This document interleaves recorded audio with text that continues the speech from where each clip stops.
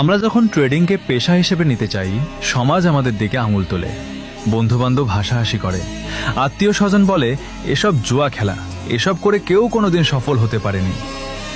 কেউ দেখে না সেই রাতগুলো যখন সবাই ঘুমিয়ে থাকে আর আপনি চার্টের সামনে বসে থাকেন। কেউ জানে না আপনার সেই লসগুলোর কথা, যা আপনাকে ভেতর থেকে ভেঙে দিয়েছিল। মানুষ শুধু আপনার ব্যর্থতা দেখে, কিন্তু সেই ব্যর্থতা থেকে আপনি কি শিখছেন তা বোঝার ক্ষমতা কারো নেই। কিন্তু মনে রাখবেন, ট্রেডিং কোনো ভাগ্যের খেলা নয়, এটা হলো গণিত, ধৈর্য আর কঠোর শৃঙ্খলার সংমিশ্রণ।